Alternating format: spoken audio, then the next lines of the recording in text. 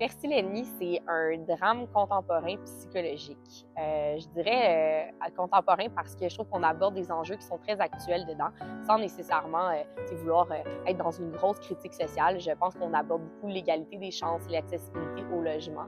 Puis en même temps, ben, on est dans un drame psychologique parce que tout se joue beaucoup dans l'ambiance.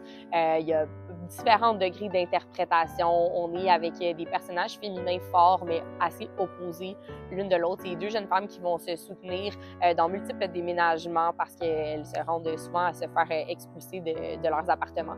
Puis elles vont avoir une occasion pour la première fois de déménager à Montréal pour un appartement qui est ridiculement pas cher dû au fait qu'une personne est décédée par suicide dans cet appartement-là.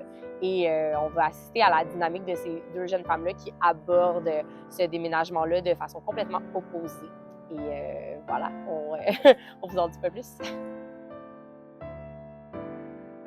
Un peu comme dans mes romans, j'aime beaucoup quand il y a très peu de personnages puis qu'on peut vraiment comme exploiter leur psychologie au maximum puis sentir qu'on n'en a jamais appris assez sur eux tout au long de l'histoire. Puis dans le cas de Merci Lenny, je trouve que les deux personnages ont une relation qu'on trouve pas claire nécessairement dès le début, mais on sait que c'est quand même deux jeunes femmes qui se soutiennent vraiment, mais qui ont l'air d'avoir des tempéraments très opposés, sans tomber dans la caricature des gens qui se complètent tellement comme ils ont des personnalités différentes. Je trouve qu'il y en a une qui va aborder la situation avec un enthousiasme auquel on peut quand même s'identifier puis qu'on peut comprendre, alors que l'autre va voir ça de manière très cynique parce que ben elles ont vécu des déménagements puis des expulsions à répétition.